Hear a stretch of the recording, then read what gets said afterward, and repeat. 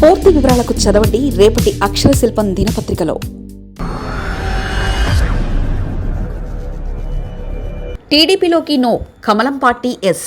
MLC పదవులకు రాజీనామాలు చేసిన వారిని తెలుగుదేశం పార్టీ దగ్గర చేర్చుకోవడం లేదు. కొందరు కీలక నేతలను మాత్రమే పార్టీలోకి తీసుకునేందుకు అనుమతిస్తున్నారు తప్పించి అందరినీ చేర్చుకోవాలన్న ఉద్దేశంతో లేదు. వైసీపీలో ఉన్నప్పుడు తెలుగుదేశం పార్టీ పైన పార్టీ అధినేత చంద్రబాబు నాయుడు, లోకేష్లపైన తీవ్రస్థాయిలో విమర్శలు చేసిన ఎమ్మెల్సీలకు మాత్రం టీడీపీ నో ఎంట్రీ బోర్డు పెట్టేసింది. అయితే తిరిగి వారు వైసీపీ గూటికి వెళ్లకుండా టీడీపీ ప్రత్యామ్నాయ మార్గాన్ని వారికి సూచించినట్లు కనబడుతుంది.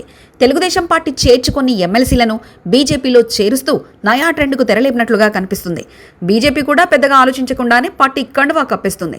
వైసీపీ అధికారం కోల్పోయిన వెంటనే టీడీపీలో చేరి తిరిగి పెద్దల సభలో స్థానం పొందడానికి రాజ్యసభ సభ్యులు, శాసనమండలి సభ్యులు తమ పదవులకు రాజీనామా చేశారు. అయితే ఎమ్మెల్సీ రాజీనామాలను మాత్రం శాసనమండలి చైర్మన్ మోషన్ రాజు ఆమోదించలేదు. దీనిపై కొందరు న్యాయస్థానాన్ని కూడా ఆశ్రయించారు. కానీ ఇంతవరకు చైర్మన్ మాత్రం వారి రాజీనామాల విషయంలో ఎలాంటి చర్యలు తీసుకోలేదు. రాజీనామాలు ఆమోదించి ఆ స్థానాలకు తిరిగి ఎన్నికలు జరిగితే అవి ఖచ్చితంగా కూటమి ప్రభుత్వ ఖాతాలో పడతాయి. అందులో ఎలాంటి సందేహం లేదు. ఎందుకంటే శాసనసభలో వైసీపీ సభ్యుల సంఖ్య 11 మాత్రమే కావడంతో ఖాళీ అయ్యే ప్రతి స్థానం కూటమి ఖాతాలోకి వెళ్తుంది. ఈ సమయంలో శాసనమండలి డిప్యూటీ చైర్పర్సన్ జకియా ఖానం ఎమ్మెల్సీకి, వైసీపీకి రాజీనామా చేశారు. జిల్లాలో అనేక మంది నేతలున్నప్పటికీ నాడు మైనార్టీ వర్గమని భావించి జకియా ఖానంకు ఎమ్మెల్సీ పదవి ఇవ్వడమే కాకుండా ఆమెకు డిప్యూటీ చైర్పర్సన్ పదవిని కేటాయించారు. 2020లో జకియా ఖానంకు ఎమ్మెల్సీ పదవి ఇచ్చింది. వచ్చే ఏడాది ఈ పదవి ఖాళీ కానుంది. అయితే జకియా ఖానం తిరుమల దర్శనాల విషయంలో వివాదంలో చిక్కుకోవడంతో టీడీపీ, జనసేన పార్టీలు దూరం పెట్టాయి. దీంతో జకియా ఖానం కూటమి పార్టీలోని మిత్రపక్షమైన బీజేపీలో చేరారు. ఆమెకు రాష్ట్ర బీజేపీ నేతలు కండవా కప్పి పార్టీలోకి ఆహ్వానించారు. అలాగే తాజాగా మరో రాజీనామా చేసిన వైసీపీ ఎమ్మెల్సీ పోతుల సునీత బీజేపీలో చేరారు. జేపీ నడ్డా సమక్షంలో పోతుల దంపతులు బీజేపీలో చేరడం ఇప్పుడు రాజకీయంగా హాట్ టాపిక్ గా మారింది.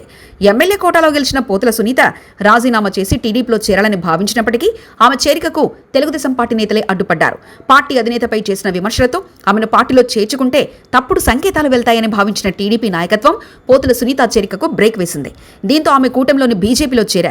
2017లో తొలిసారి టీడీపీ ఎమ్మెల్సీగా గెలిచిన 2019 ఎన్నికల్లో టీడీపీ ఓటమి పాలైన తర్వాత వైసీపీలో చేరారు.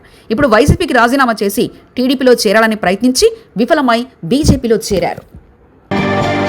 మరిన్ని కథనాల కోసం సబ్స్క్రైబ్ చేసుకోండి మీ అక్షర శిల్పం. పూర్తి వివరాలకు చదవండి రేపటి అక్షర శిల్పం దినపత్రికలో.